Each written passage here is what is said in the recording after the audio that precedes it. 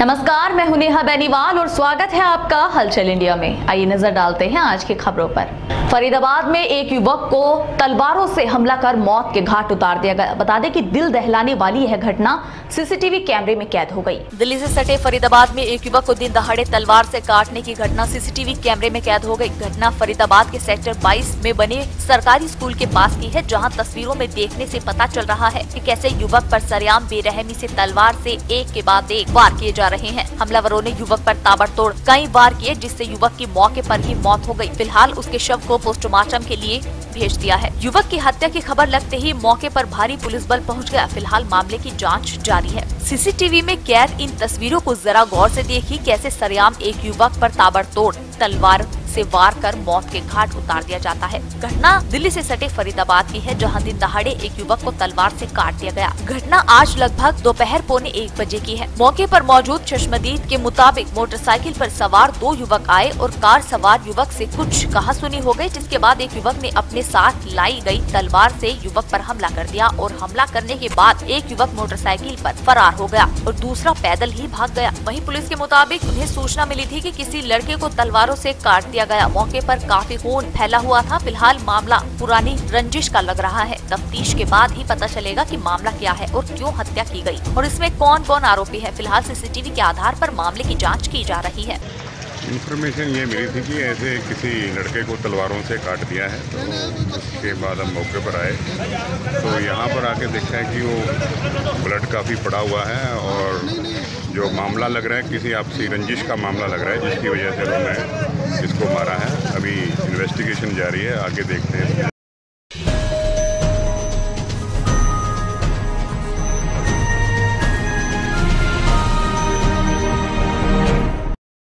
हरियाणा के होडल के गांव पेंगलतू एवं बिरुकी में आग लगने के कारण 45 एकड़ गेहूं की फसल जलकर नष्ट हो गई, जहां किसानों ने प्रशासन से मदद की गुहार लगाई है। होडल के गांव पेंगलतू व बिरुकी के खेत खलियानों में आग के तांडव मचाने से किसानों की करीब 45 एकड़ फसल जलकर राख हो गई, जिसके कारण यहां के करीब आधा दर्जन किसान अनाज के एक एक दाने को तरसने को मजबूर हो गए हैं और भुखमरी की कगार पर खड़े हैं। आपको बता दें कि पेंगलतू व बिरुकी के जंगलों में अचानक आग लग गई। आग की सूचना जैसे ही यहाँ के किसानों को लगी तो पूरा गांव खेतों की तरफ दौड़ पड़ा और आग पर काबू पाने के लिए जतन करने लगे और किसानों ने इसकी सूचना दमकल विभाग को दी, लेकिन जब तक दमकल की गाड़ियां मौके पर पहुंचती तब तक करीब दर्जन भर किसानों की 45 एकड़ फसल जलकर राख हो चुकी थी। साथ ही इस बारे में किसान निरोत्तम ने बताया कि अचानक आग लगने से गाँव से सैकड़ों किसान खेतों पर पहुँचे, जब तक फसल जलकर राख हो चुकी थी। किसानों ने बताया कि हमने कई बार डीसी व एसडीएम को फोन पर इसकी सूचना देनी चाहिए, लेकिन किसी भी अधिकारी ने फोन तक नहीं उठाया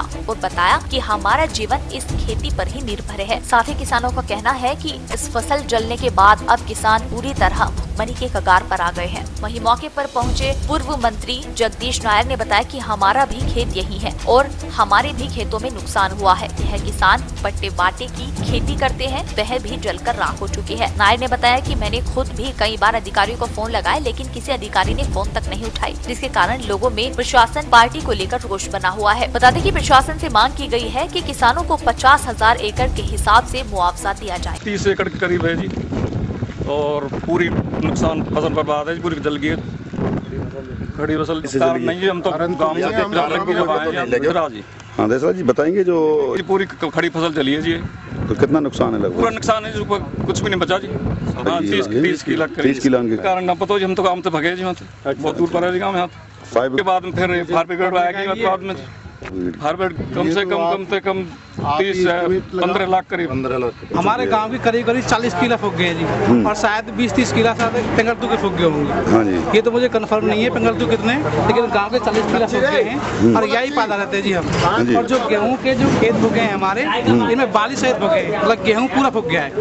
गाँव के जंगल में आग लग गई और तुरंत उसी टाइम डिप्टी कमिश्नर महोदय, एसडीएम साहब, इन सबको फ़ोन मिलाए, एएसपी को भी आग लगी गांव में। तुरंत सारा प्रशासन पहुंचे। अभी तक प्रशासन का कोई आदमी नहीं आया। मैं ये तो धन्यवाद करता हूं कि ये 2 मशीन तो जरूर आई हैं।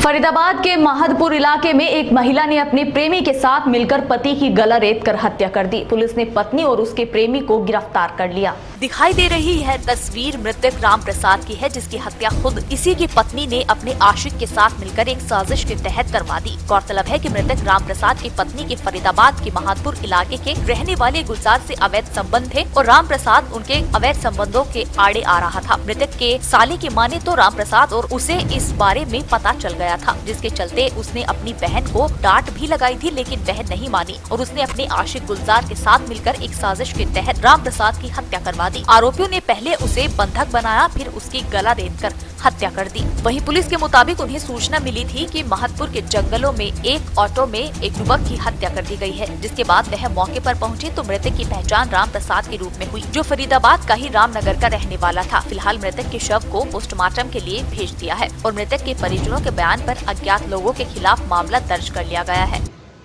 गुलजार ने मारा, ये हमारी जो बहन है उस पर मतलब वैसे संबंध से गलत तो 1-2 महीने में देखा है वो, वैसे तो ज़्यादा काफ़ी दिन नहीं हुए देखे हुए। तो ये मामला ऐसा है जी, महमदपुर गांव के पास जंगल में रात को हमारे पास फोन आया कि एक ऑटो में डेड बॉडी पड़ी हुई है। वहाँ जाकर देखा तो गर्दन कटी हुई मिली उसकी आगे की साइड से। उसमें मुकदमा दर्ज कर लिया गया है। उनके घर वालों को पता चल गया कौन है, राम प्रसाद नाम का आदमी है, इसकी हत्या की गई। रामनगर का रहने वाला है, फरीदाबाद का, पीछे यूपी के रहने वाले हैं। अब इस पर जांच जारी है, जल्दी आरोपियों को कर लिया जाएगा। घर वालों ने भी अज्ञात लोगों के खिलाफ शिकायत दी है, उनका भी कोई सक्सेस नहीं है। इस मामले में कुछ नहीं कह सकते कि जांच का विषय है, जांच होने के बाद ही आपको पता लगेगा।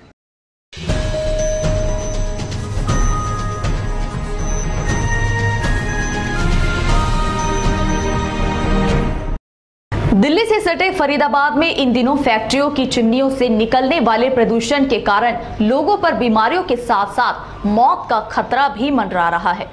औद्योगिक नगरी के नाम से प्रसिद्ध दिल्ली से सटा फरीदाबाद इन दिनों प्रदूषित नगरी बनता जा रहा है। कारण है यहाँ लगाई गई वो फैक्ट्रियाँ और ईंटों के भट्टे, जिनसे धुआं रूपी जहर लगातार बाहर निकलता जा रहा है, जिसके ऊपर कोई लगाम नहीं लगाई जा रही है। और ये सब हो रहा है पुलिस की नाक के नीचे। जी हाँ, पुलिस के ACP के दफ्तर के ठीक सामने। अब क्या कारण है कि आज तक प्रदूषण विभाग और पुलिस विभाग ने इस पर कोई ठोस कार्रवाई नहीं की। इतना ही नहीं, आपको बता दें कि हरियाणा के पर्यावरण और उद्योग मंत्री विपुल गोयल भी फरीदाबाद से ही है और केंद्रीय राज्य मंत्री कृष्णपाल गुर्जर का लोकसभा क्षेत्र भी फरीदाबाद ही है। दो मंत्रियों का शहर होने के बावजूद भी फरीदाबाद प्रदूषण के मामले में कई बार देश में दूसरे नंबर पर आ चुका है। लेकिन दोनों ही मंत्रियों को शायद यह बढ़ता पोल्यूशन दिखाई नहीं देता, या फिर वह सत्ता के नशे में गहरी नींद में सोए हुए हैं। कैमरे में कैद इन तस्वीरों को जरा गौर से देखिए, कैसे आसमान में काला काला धुआं छा रहा है। तस्वीरें दिल्ली से सटे फरीदाबाद की है, जहाँ उद्योग लगने के नाम पर पर्यावरण की धज्जियां सरेआम उड़ाई जा रही है। आसपास रहने वाले लोगों की माने तो इस इलाके से गुजरने के नाम से ही उनकी रूह कांप जाती है, चाहे फिर वो बच्चे हो या जवान हो या बुजुर्ग। सभी का कहना है कि इस इलाके के पास रहना ही उनके लिए सबसे बड़ी सजा है। अब प्रदूषण नियंत्रण विभाग इस पर कार्रवाई क्यों नहीं कर रहा, ये बड़ी सोचने वाली बात है। लोगों ने बताया कि पर्यावरण मंत्री के साथ साथ केंद्रीय राज्य मंत्री भी इसी शहर के हैं। बावजूद इसके फरीदाबाद पॉल्यूशन के मामले में देश में दूसरे स्थान पर है। इसके अलावा जब स्थानीय निवासियों से इस बारे में बात की गई तो उन्होंने बताया कि जब वो बच्चों को स्कूल में छोड़ने के लिए जाते हैं तो बच्चे उनसे शिकायत करते हैं कि इस जगह से गुजरने में उनकी आंखों में जलन होती है और उनकी तबीयत भी खराब होने लगती है। वहीं प्रदूषण फैलाने वाली फैक्ट्री के मैनेजर से जब हमने बात की और बताया कि उनकी फैक्ट्री इतना जहरीला धुआं फेंक रही है कि आसपास के लोगों का जीना मुहाल हो गया है और उनको तरह तरह की बीमारियां भी जकड़ रही हैं, तो उन्होंने अपनी सफाई पेश करते हुए कहा कि वो सरकार द्वारा तय मानकों के हिसाब से ही इसमें ईंधन का प्रयोग कर रहे हैं। अब अगर धुआं निकल रहा है तो वह क्या करे, और कहने लगे कि पॉल्यूशन विभाग के अधिकारी अक्सर यहाँ आकर मुआयना करते रहते हैं। और तो और मैनेजर साहब उल्टा मीडिया को ही धमकाने के लहजे में कहने लगे कि हमारी फैक्ट्री के बारे में क्या सभी फैक्ट्रियों के बारे में बताएं। सुनिए क्या कहते हैं मैनेजर साहब। सबसे बड़ा सवाल है कि फरीदाबाद से ही हरियाणा के पर्यावरण और उद्योग मंत्री विपुल गोयल भी हैं और केंद्रीय राज्य मंत्री कृष्णपाल गुर्जर भी। बावजूद इसके फरीदाबाद प्रदूषण के मामले में देश तो छोड़िए विदेशों में भी अपनी घाक जमा रहा है। अब इन सब का जिम्मेदार किसे माना जाए, ये सोचने वाली बात होगी। सही बोला जी। आज का जो जमाना है, आज जो बच्चे हमारे छोटे छोटे जो ग्रोइंग एज में हैं, हम जब उनको अपने बाइक या स्कूटर या मोटरसाइकिल पे लेकर निकलते हैं, उनकी सबसे पहली कंप्लेंट यही होती है कि पापा आंखें जल रही हैं, आंखें। और ये सब जो हमारी गाड़ियाँ चल रही हैं, जो ये फैक्ट्री एरिया है, इंडस्ट्री एरिया है, जो दिन रात जहर और प्रदूषण उगल रहा है, ये सब उसकी देन है। तो हम यही कहना चाहेंगे कि हमारी आवाज़ किसी भी ऊपर तक या अधिकारी तक पहुंचाई जाए कि सबसे पहले तो इन औद्योगिक क्षेत्रों को जो ये उगल रहा है जहर, उसको बंद करवाया जाए, ताकि हमारी आने वाली पीढ़ी। इनकी तरफ से तो इतनी प्रॉब्लम आ रही है। पहले तो ये होता था कि साल के कुछ महीनों में ही पोल्यूशन हुआ करता था, लेकिन अब तो सारा साल ही पोल्यूशन रहता है। खासकर छोटे बच्चों को बहुत परेशानी हो रही है, आंखों में जलन और उनको जुकाम और साइनस की प्रॉब्लम रहती है। इसकी वजह से आम लोगों को अस्थमा तक होने लग गया, बुजुर्गों को अस्थमा होने लग गया, बहुत परेशानी हो रही है इससे। जो इस तरीके की औद्योगिक जो इकाइयाँ हैं, वहीं से आपका एरिया भी पड़ता है निकलने का, आने का, जाने का, बच्चों का भी, तो क्या प्रभाव पड़ता है और क्या उनके खिलाफ कार्रवाई करनी चाहिए? देखिए, प्रभाव की तो बात ये है, मतलब जैसे कि बताया मैंने आपको कि अब सुबह शाम के वक्त आंखों में जलन होनी शुरू हो जाती है, चाहे वो बच्चा है, चाहे बड़ा है, चाहे बुजुर्ग है। दूसरा, पोल्यूशन की वजह से साइनस की प्रॉब्लम और आपके अस्थमा की प्रॉब्लम ये बहुत ज़्यादा बढ़ गई है। सड़क पर चलने वाले करीब ये लगा लीजिए 30 से 40% लोगों को ये प्रॉब्लम हो चुकी है। ऐसी यूनिटों के खिलाफ क्या कार्रवाई होनी चाहिए? कार्रवाई सख्त से सख्त होनी चाहिए, इनके यूनिट बंद कराए जाने चाहिए और इनमें या तो ऐसे इंस्ट्रूमेंट लगाने चाहिए ताकि पोल्यूशन बाहर ही ना जा पाए।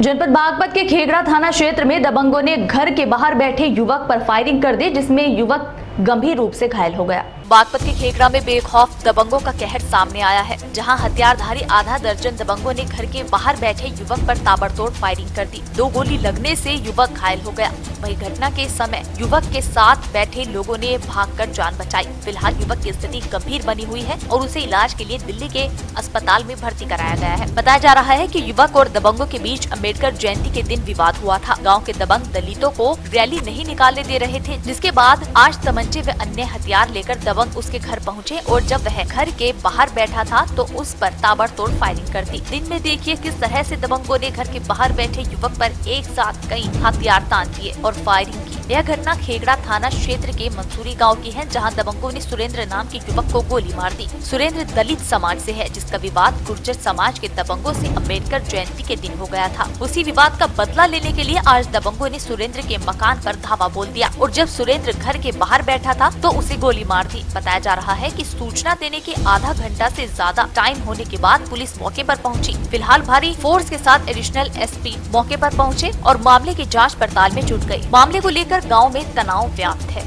हाँ, ये सुबह की घटना है और इसमें जो है 5-6 लड़के आए और सबके हाथ में असला थे। सीसीटीवी इनके घर के सामने लगा हुआ, इस सामने अपनी कुर्सी पे बैठे हुए थे और वो आए, उन्हें सभी ने फायर किया, लेकिन एक फायर जो है उनकी बाजू में लगा, जिससे वो गंभीर रूप से घायल हुए। उनको तुरंत अस्पताल भेजा गया है और तहरीर लेकर के आवश्यक कार्रवाई की जाए।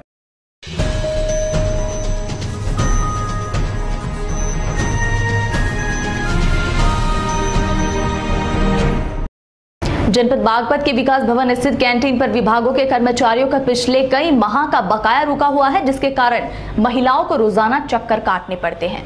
दरअसल मामला बागपत के विकास भवन परिसर का है, जहां महिला स्वयं सहायता समूह द्वारा राष्ट्रीय ग्रामीण आजीविका मिशन के अंतर्गत कैंटीन चलाई जा रही है, जिस विभाग ने महिलाओं को आत्मनिर्भर बनाने के लिए रोजगार दिया। उसी विभाग के बाबुओं व कर्मचारियों ने कैंटीन का बकाया नहीं चुकाया। कैंटीन की संचालिका महिला ने उच्च अधिकारी को शिकायत करते हुए बताया कि पिछले कई महीनों से विभाग के बाबू कैंटीन पर भोजन तथा चाय नाश्ता करते हैं, लेकिन अभी तक उन्होंने बकाया पैसा नहीं दिया। उक्त विभाग के बाबुओं पर हजारों रुपए बकाया है। जब भी पैसों की मांग की जाती है तो बाबू उन्हें टरका देते हैं। अधिकारियों ने मामले को संज्ञान में लेते हुए उसकी जांच बैठा दी है। जिला विकास अधिकारी ने जानकारी देते हुए बताया कि मामले की जांच की जा रही है। कैंटीन का बकाया शीघ्र ही दिलाया जाएगा। हो गया ना चाय नाश्ता करते करते, और जो पैसे मांगू तो उनको कल को या परसों को NRL ऑफिस पैसे देने की तो ये न तो हाँ ही करते न ना ही करते।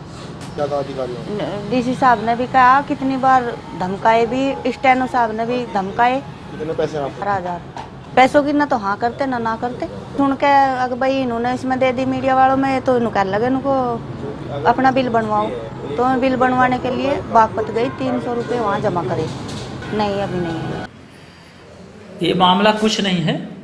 ये पेड़ा कैंटीन एक्चुअली जो है गरीब महिलाओं की BPL ये महिलाओं को के द्वारा जो ग्रुप गठित होता है उसी के कैंटीन है, उसको प्रमोट करने के लिए यही कैंटीन खोली गई है।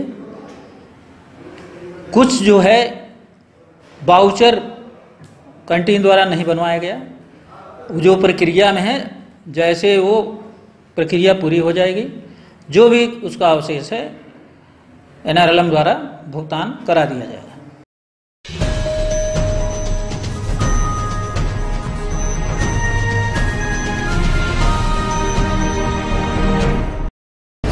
जनपद बागपत में हिंदी एल्बम ऐसा हूं मैं की शूटिंग करने के लिए दिल्ली से कलाकार पहुंचे, जहां कई स्थानों पर शूटिंग की गई। दरअसल नगर में आज हिंदी एल्बम ऐसा हूं मैं की शूटिंग करने के लिए दिल्ली से कलाकार पहुंचे। जैसे ही लोगों को शूटिंग के बारे में जानकारी मिली, कलाकारों को देखने के लिए भीड़ उमड़ पड़ी। नगर के जिला पंचायत कार्यालय, चमरावल रोड एवं बहालगढ़ के कई स्थानों पर एल्बम के सीन शूटिंग किए गए। कई स्थानों पर डायरेक्टर द्वारा एल्बम में स्कूली बच्चों को भी शामिल किया गया। एल्बम में कई फिल्मों एवं कई एल्बम तथा विज्ञापन में कार्य कर चुके कलाकार ख्याति मीरा, दानिश खान, काशवी ग्रोवर ने एल्बम के लिए शूटिंग की। डायरेक्टर एवं प्रोड्यूसर रिकम सोनी ने बताया कि आज हिंदी एल्बम ऐसा हूं मैं की शूटिंग में जिन कलाकारों ने काम किया है, उन्होंने पहले भी कई अच्छे सॉन्ग में अभिनय किया है। उन्होंने बताया कि शीघ्र उनका एल्बम मार्केट में आ जाएगा। इस दौरान रश्मि देओल, टीना पांचाल, कुलदीप संधू, राजकिरण आदि टीम उपस्थित रही।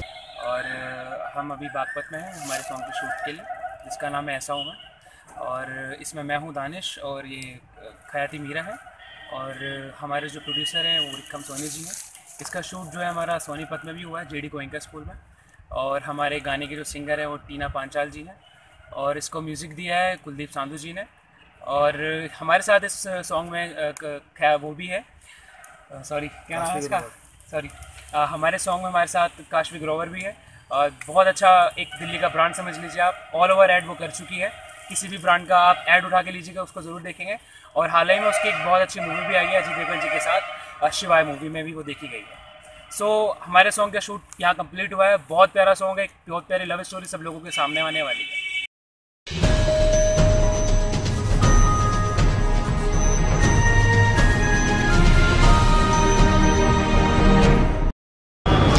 जनपद जालौन के SRP इंटर कॉलेज के मैदान में होने वाली डिप्टी CM की जनसभा को लेकर SP जालौन सहित आला अधिकारियों ने रैली स्थल का जायजा लिया। जनपद जालौन के कोच में 17 अप्रैल को होने वाली उप मुख्यमंत्री केशव प्रसाद मौर्य की जनसभा को लेकर प्रशासन भी सजग है। SRP ग्राउंड में पुलिस अधीक्षक स्वामी प्रसाद पहुंचे, जहां पर उन्होंने ग्राउंड का निरीक्षण किया एवं भाजपा नेताओं से बातचीत भी की। मंच पर कितने लोग रहेंगे, ग्राउंड में क्या क्या व्यवस्थाएं रहेंगी, इस पर भी SP जालौन ने चर्चा की। मंच से लेकर अन्य व्यवस्थाओं के बारे में भी उन्होंने बारीकी से पूछा। पुलिस अधीक्षक स्वामी प्रसाद के साथ साथ SDM coach Gulab Singh, CO coach श्रीश्राम एवं प्रभारी निरीक्षक ललितेश नारायण त्रिपाठी भी मौजूद रहे। उप मुख्यमंत्री केशव प्रसाद मौर्य को लेकर प्रशासन पूरी तरह से सजग है और हर बिंदु पर अपनी पैनी निगाहें बनाए हुए है।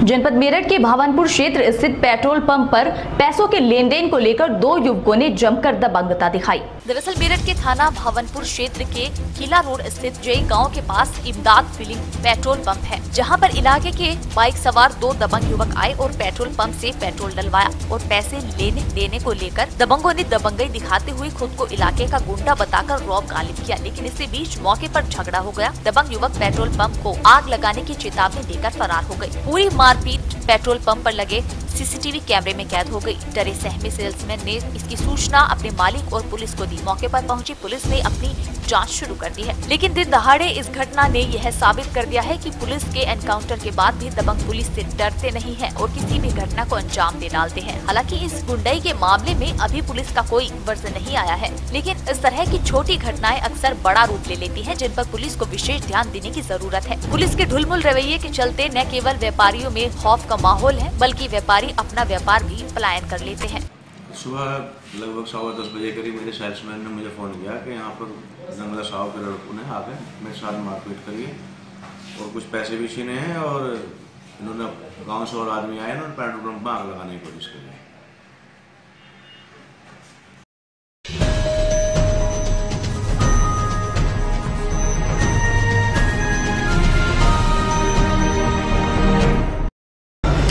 जनपद शामली में लूट का विरोध करने वाले युवक की मौत के बाद कस्बा चरथावल के गांव इंद्रगढ़ में परिजनों ने घटना के खुलासे की मांग करते हुए अंतिम संस्कार करने से मना कर दिया।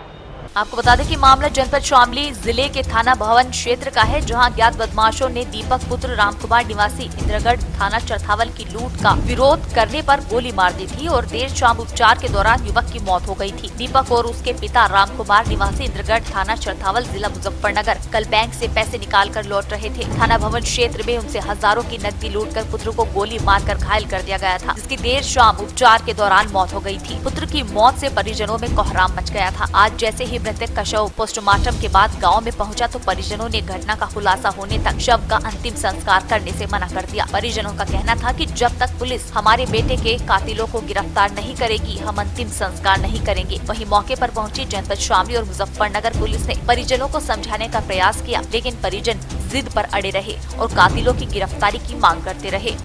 वो घटना हो गई, बैंक में तो पैसे ला रहा था लड़का जो, और पीछे था आगे दो मोटरसाइकिल वाले ने टक्कर मार के टल घेर दिया। उसके बाद पैसे खोजने के बाद उन्होंने गोली भरी, वो लड़के ने बहुत हिम्मत करी और वो फिर उसको गोली मार दी। पैसे नहीं दिए ना, फिर पुलिस तो कह रही है, वो पूरा आश्वासन दे रही है वो पुलिस। ऐसा मतलब आज इंसाफ चाह रही है, इंसाफ मिल जाए, मैं यहाँ से सब कुछ हो गया। पूरा मामला है पास में हमारा गांव पड़ता है हसनपुर द्वारी, वहाँ पर भारतीय स्टेट बैंक है। ये दीपक नाम का लड़का है और इसके पिताजी रामकुमार जी वो कल वहाँ से बैंक में पैसे निकलवाने के लिए गए तो उनके पीछे कुछ आदमी लग गए और जैसे लगे तो उन्होंने रास्ते में उनके ऊपर हमला कर दिया और लड़के ने जैसे विरोध करा उनका तो लड़के की उन्होंने गोली मारकर वहीं पर मौके पर हत्या कर दी गई। कलर का क्या मामला है इसमें? कलर का क्या मामला है? माता कह रहे कलर को लाओ। कलर कौन सा है? कलर के बारे में कोई जानकारी नहीं। अब क्या मामला हुआ कि आपने जैसे कि सब कुछ नहीं दे रहे? अब मामला ये है, हम तो ये चाह रहे हैं तब तक हमें इंसाफ नहीं मिलने का, कोई इसका स्टेटमेंट फाइनल नहीं होने का, तब तक हम सबको यहाँ से जाने नहीं देंगे। पुलिस ने क्या कार्रवाई? पुलिस ने आश्वासन दिया हुआ है कि हम लगे हुए हैं केस को खोलने में, लेकिन अभी तक 24 घंटे हो चुके हैं, लेकिन अभी तक कोई भी स्टेटमेंट नहीं मिला है और ना कोई खुलासा अभी तक हुआ है। हमारी तो पूरे गाँव की मांग है कि हमें इंसाफ चाहिए, मुजरिम चाहिए।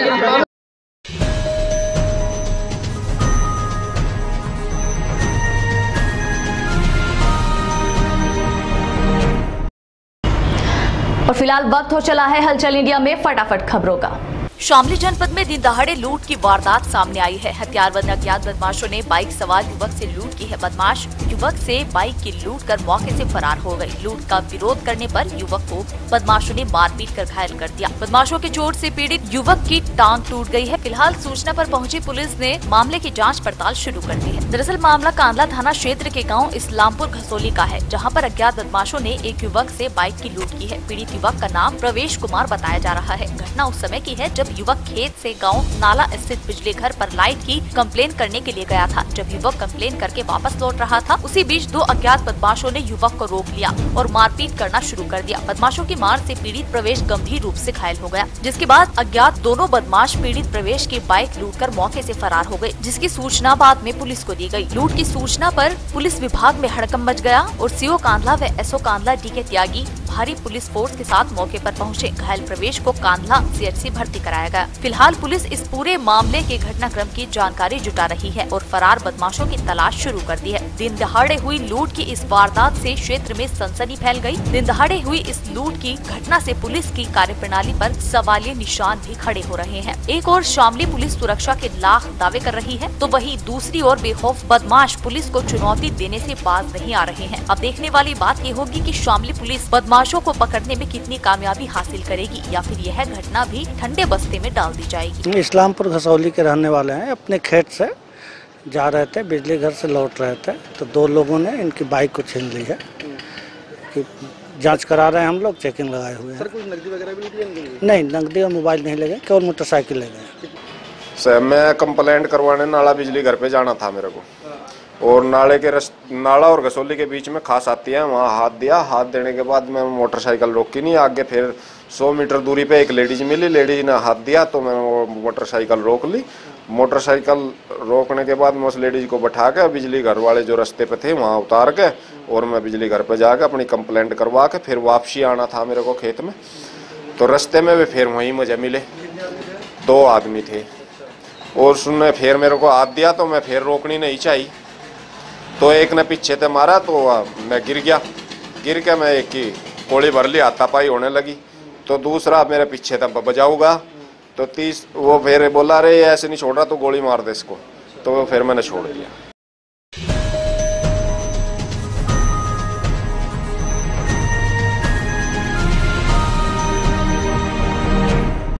ईमानदारी का दम भरने वाली बीजेपी सरकार के नेता व बीजेपी सरकार के काम कर रहे ठेकेदारों के आए दिन नए नए कारनामे सामने आ रहे हैं। जैसे कि आपने कुछ दिनों पहले देखा था कि एक बीजेपी नेता की मशहूर वाटिका पर विजिलेंस का छापा पड़ा और नेताजी पर विजिलेंस द्वारा मुकदमा दर्ज कर लाखों रुपए का जुर्माना किया गया था। ऐसा ही सेक्टर 3 स्थित निर्माणाधीन राजकीय कन्या उच्च विद्यालय में उस समय देखने को मिला जब बिजली विभाग की टीम ने निर्माणाधीन विद्यालय में छापा मारकर ठेकेदार द्वारा की जा रही बिजली की चोरी के मामले का पर्दाफाश किया। आपको बता दें कि कुछ महीनों पहले ही इस निर्माणाधीन विद्यालय की इमारत का केंद्रीय राज्य मंत्री कृष्णपाल गुर्जर व बल्लभगढ़ विधायक मूलचंद शर्मा ने नारियल फोड़कर विद्यालय का शिलान्यास किया था और कहा था कि बीजेपी सरकार ऐसी इमारत बना देगी कि दादा ले पोदा बढ़ते। वहीं यह कहावत जनता को उस समय छलावा नजर आई थी जब पटला विधानसभा क्षेत्र के अंतर्गत आने वाले गाँव दोधोला में बन रही विश्वकर्मा कौशल विकास यूनिवर्सिटी में घटिया मटीरियल लगाने का मामला सामने आया था। अब जनाब को ये बताए कि सरकारी ठेकेदारों को निर्माणाधीन कार्यों की पूरी रकम सरकार द्वारा दी जाती है, उसके बावजूद ये ठेकेदार बिजली चोरी जैसी वारदातों को अंजाम देते हैं और विभाग को लाखों रुपए का चूना लगाते हैं। जब इस बारे में बिजली विभाग के जेई सुभाष चंद्र से बात की गई तो उन्होंने बताया कि विभाग द्वारा निर्माणाधीन इमारत पर अस्थायी मीटर लगाया हुआ था। इसके बावजूद भी ठेकेदार द्वारा बिजली चोरी की जा रही थी। हमने अवैध रूप से चोरी के लिए लगी तारों व स्थायी मीटर को अपने कब्जे में ले लिया है और चोरी का पर्चा भर कर केस दर्ज कर दिया है।